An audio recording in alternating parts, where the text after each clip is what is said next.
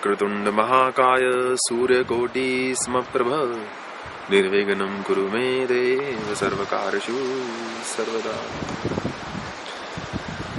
I offer my obeisance to the divine in you. I have a very interesting topic for you today. Over the past many weeks, months, and years, I have met a lot of people. Some who talk about God, others who seem to live like God. There are many who believe in God. There are some who don't. And there are others who are confused.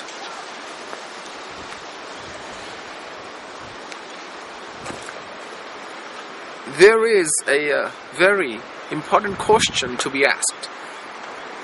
And that is, what is God? Don't you think it's an important question? All your life, you've believed in God, most likely. All your life, you've probably prayed to God. I certainly did. And do, actually. We were told that this is God or that is God. To a Christian, God may be Christ. To a Hindu, it may be Krishna or Rama or Shiva. To a Muslim, it might God might be Allah. For a Buddhist, there is no God. Everything is just the mind. Similarly, all religions seem to have their own definition on 1. What is God? 2. Who is God? 3. What is He like? 4. What does He have? 5. What can He do? And so forth. So what is God? I'm actually internally giggling as I'm talking about this because I find this a funny topic, actually. Is God a supernatural agency?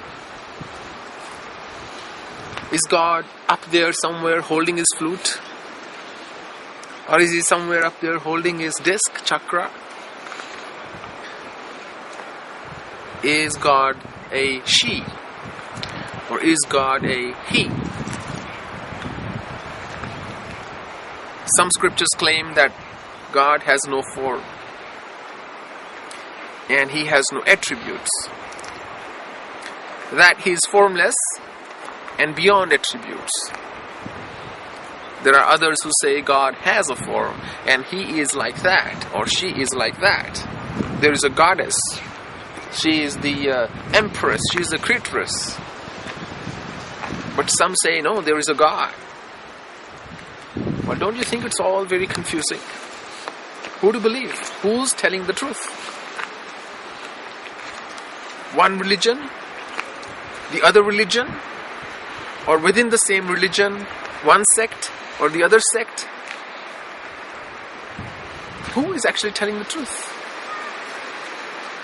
Before we even get to that, let us ask ourselves, who of these who are making all these claims or statements actually have seen the truth? Who of these actually have any direct experience? Have they actually seen God? Even, let's say, Krishna. If they have seen Krishna, how come there are so many forms of Krishna? How come each picture depicts Him somewhat differently to what He is or may be or He could be or He should be? Those who wrote stotras and stutis and prayers and in kind of eulogizing him write it differently. But those who paint him do so differently. Those who make an idol of him, out of him, do so differently. So are we to trust Buddha? Are we to believe Krishna? Are we to believe some other religion?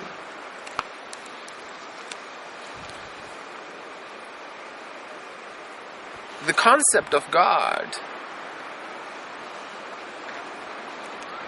can only make sense because all these are theories.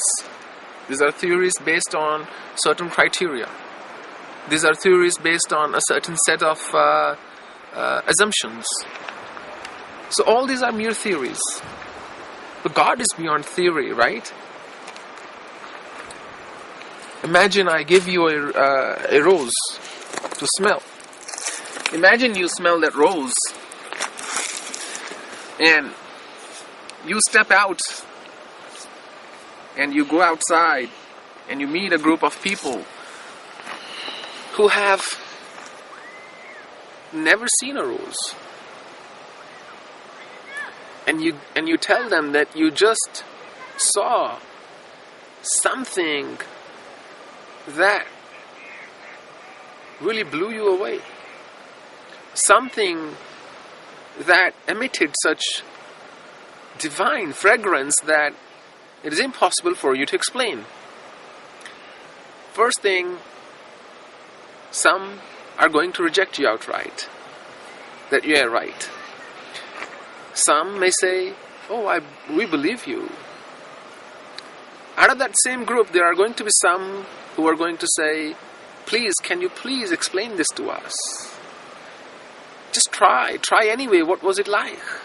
And there may be some who may say, we would actually like to see the rose. Now you have a challenge. How are you going to explain? How are you going to put any verbiage around what your experience was like?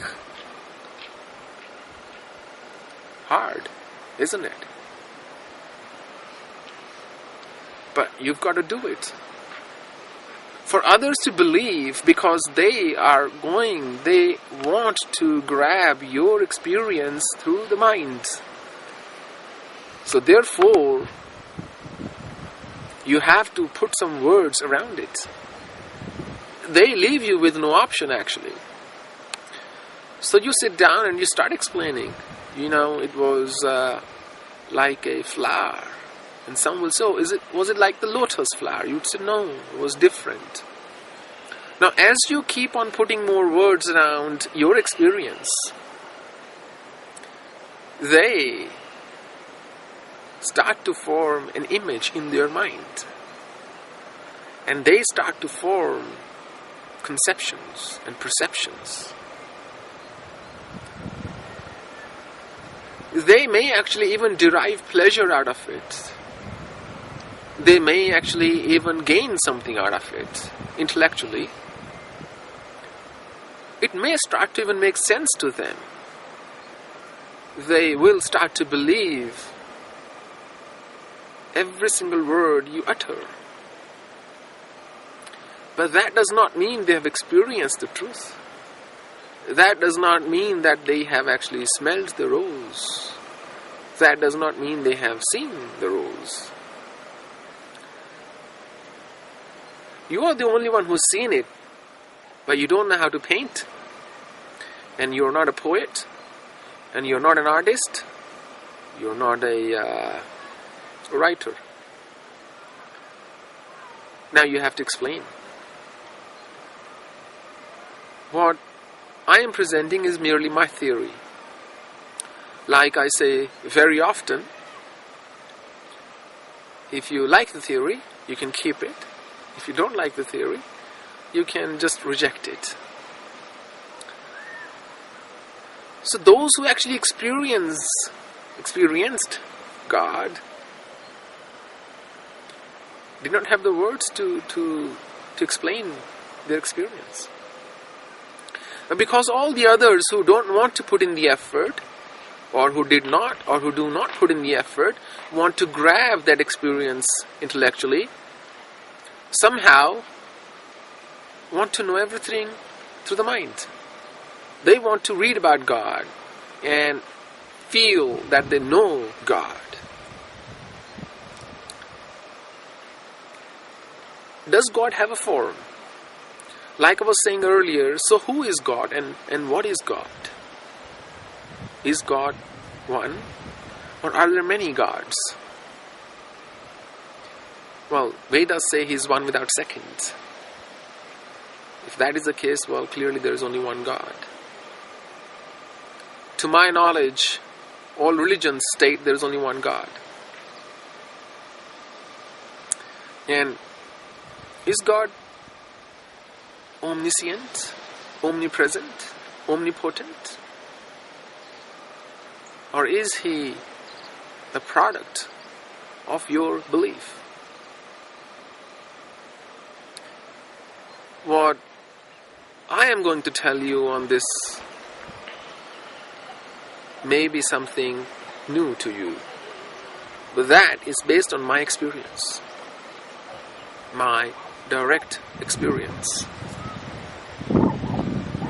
And I'm going to share it with you unalloyed, because I am committed to the practice of truth above everything else.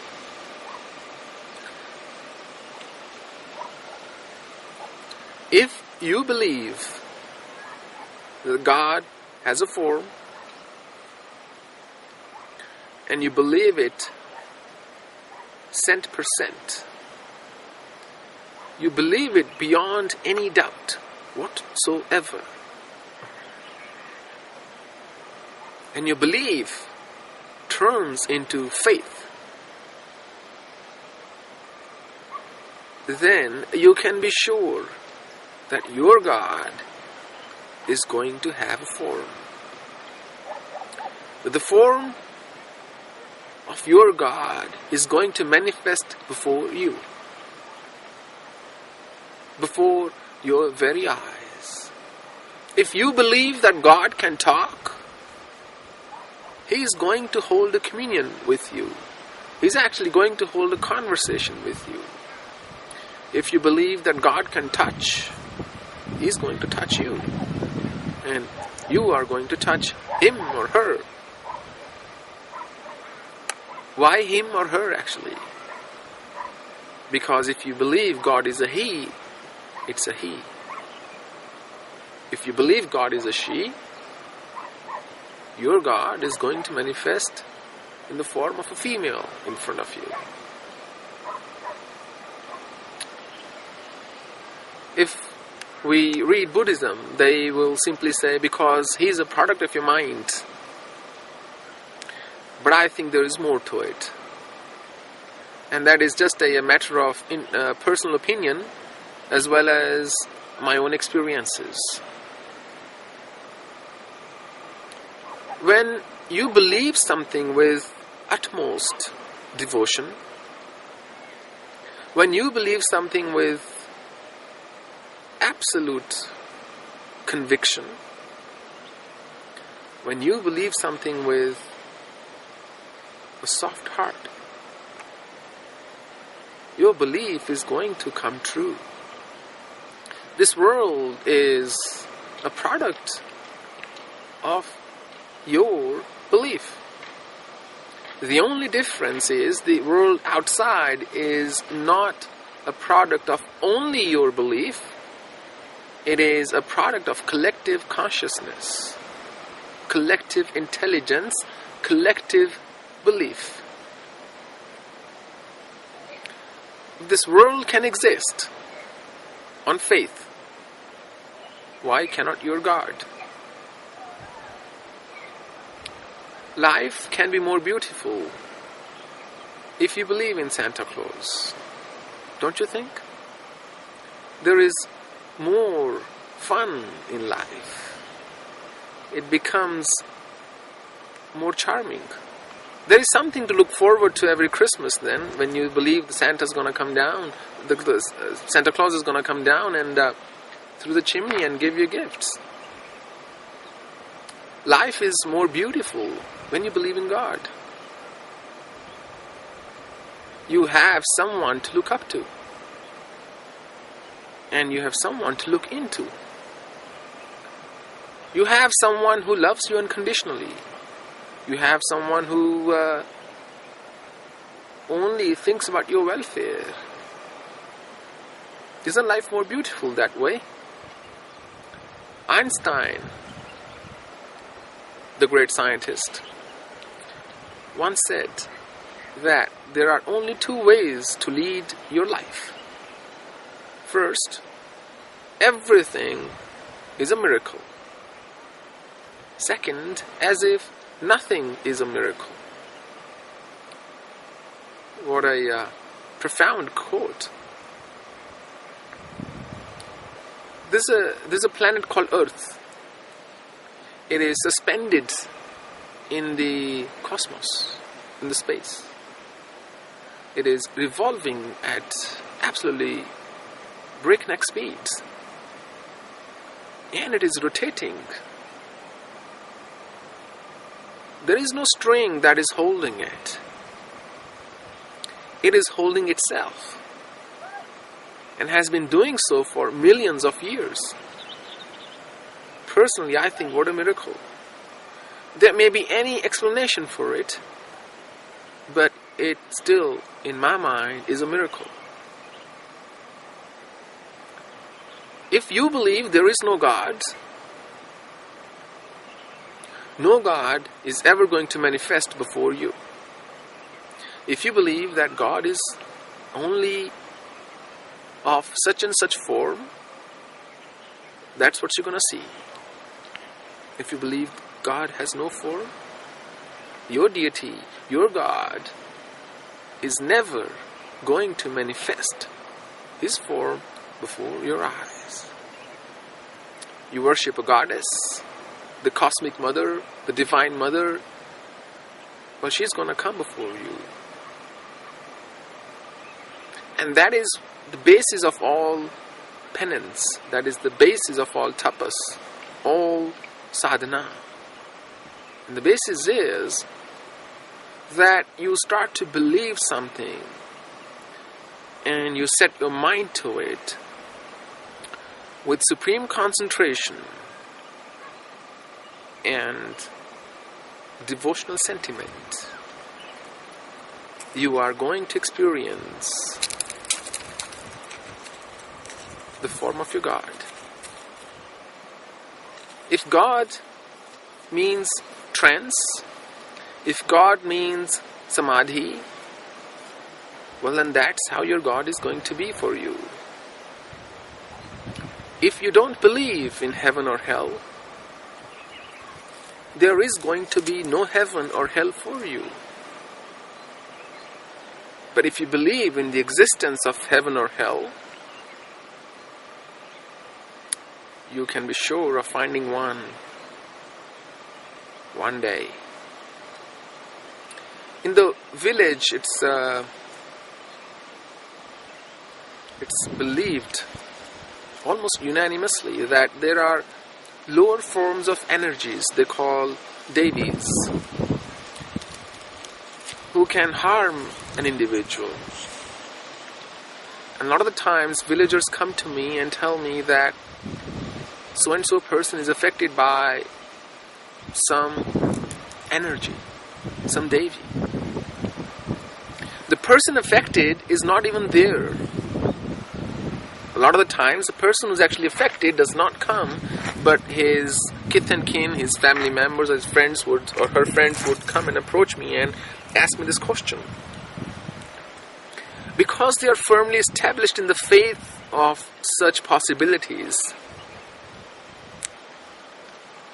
and because I do not discount it right away, if I give them something with the mindset, okay, this should work for that person, very often, even to my own amazement, it does. It leaves me surprised. how does it work? Is it placebo? I would have promptly believed it to be placebo if the patient was in front of me and was being treated. But in this case, the victim or the patient does not even know. At the moment I do something here, the patient over there feels better. Why? You tell me. That is the power of faith. That is the power of belief. That is what God is. Because they believe these things exist. They don't believe that these things can exist or may exist. They believe that these things actually exist, period. No questions on that. Because it's their belief. You can work with that belief and you can turn that belief into a reality. A person from the city does not believe that to be the case. When a person from city comes complaining of this, that and the other, and if I give them the same thing, chances are it is not going to work for them.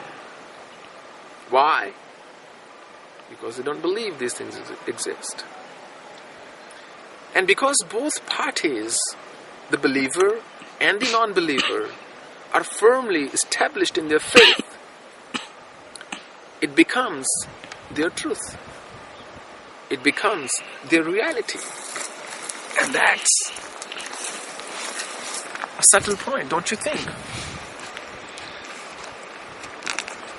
If you firmly believe in God and if you firmly believe that He exists, He does.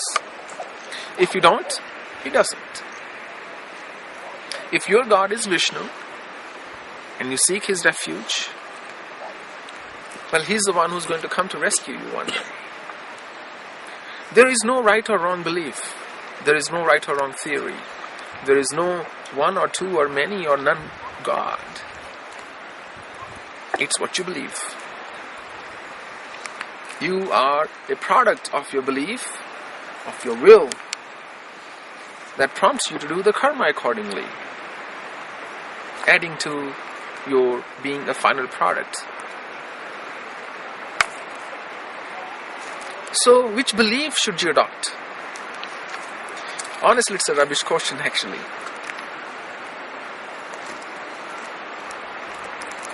Which belief should you adopt actually? Should you believe there is no God? Should you believe there is only one God?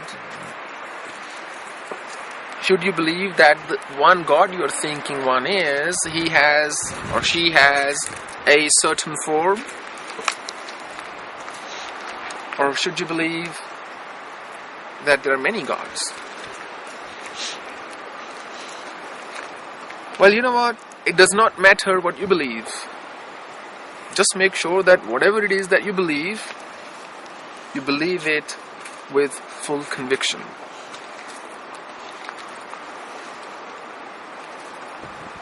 And that is going to make all the difference.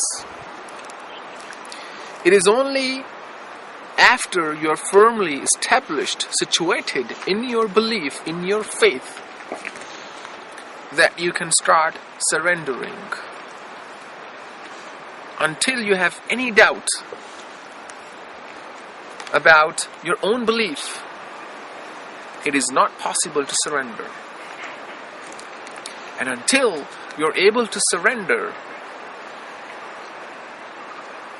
you will not be able to feel free.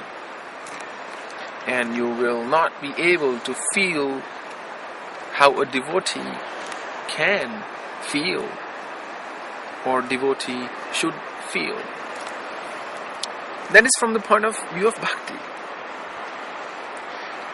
From the point of view of from the perspective of yoga or meditation, if you don't believe that it is possible to, let's say, levitate, you are never going to levitate.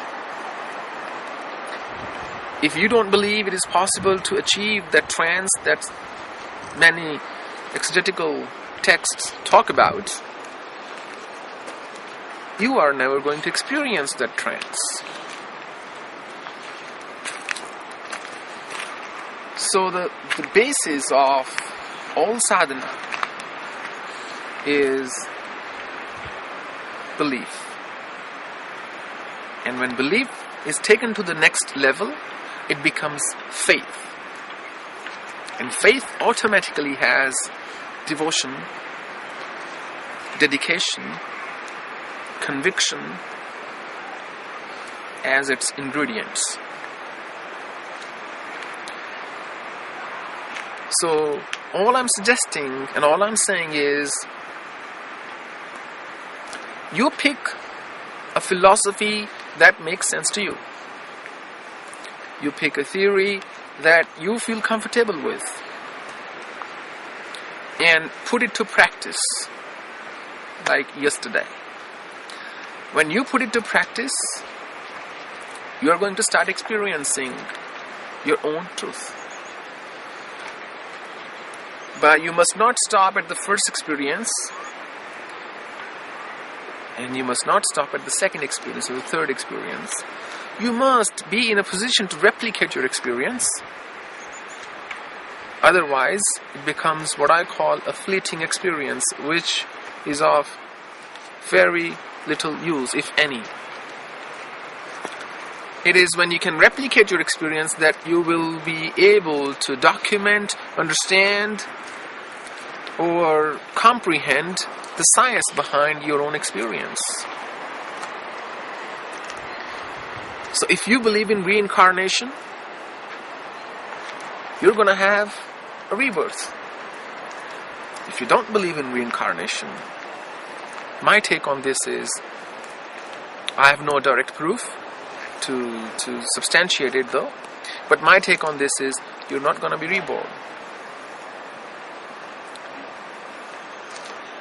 So everything boils down to what it is that you believe in and what it is that you have firm faith in. Your God, your personal God, or the God. It does not matter. You have to discover your own truth. You have to delve deeper within you. You have to tread the path. Make your own rules. Well, make your own God. Create and define your own set of dogmas. I always say this, if must you follow a theory, at least have your own theory. Why be a slave to anybody else's? That is never going to encourage to bring the real character in you out. The real you, your identity is going to stay hidden behind somebody else's theory, somebody else's belief. Create your own belief. But make sure it's your own. If it is an amalgamation of many beliefs, or if it is just a borrowed belief, you are not going to experience peace. You may write 100,000 very good books on God. You may deliver the most perfect, most kind of magnetic lectures on God, on Vedas, on scriptures, on everything that is religious or spiritual. But it does not mean that you would have discovered peace. It does not mean that you would have understood at the first place yourself. You got something, you passed it on. There is no value add, there is no discovery here, there is no innovation, there is no invention here. Maybe you can find your own God. You can see your own God. If your God, like I used the term earlier, if your God is a supernatural agency, well, He's going to act like one. If your God is nothing, well, He's going to be nothing. So, there is no panacea for anything, there is no one solution, there is no panacea, there is no one universal theory. How can there be just one universal God? The very theory of just one universal God that everybody should believe in is such a narrow-minded point of view. It has never materialized till date that everybody should believe in just one religion. And how can it happen in the future, and what is going to bring it to materialization? So discover your own truth. Find your own God, your own form. Do not impose your point of view on anybody else, and for God's sake, do not think that your God is the only God, or your point of view is the only point of view, or your theory is the only theory. Because that is going to fetter you, that is going to restrict you, that is going to limit you. The whole point of self-realization is going beyond all boundaries. The whole point of self-realization is transcending all boundaries. The whole point, the whole purpose of self-realization is finding your own truth, finding your own sanctuary, finding your own space, the one that shows you the true you, not the conditioned you, the one that reflects who you really are. And then that will be the moment when you will come face to face with your God. At that moment, you are going to see God. You are going to understand God. You are going to comprehend God. And that is going to be the most defining moment of your life. Not reading about Him, not listening to this, not intellectualizing Him, not conceptualizing Him. Anybody can do that. If you really want to discover God, if you really want to see God, you have to uncover Him. You have to let Him out. You have to be one with Him. You will then be in for a big surprise. All glories to God. That's all I have for you today. Om Purnamadah Purnamidam Purnat Purnamidachyate Purnasya Purnmadaya Purnameva Vashishyate. Hare Krishna Krishna Krishna Hare Hare Hare Ram Ram Hare Hare.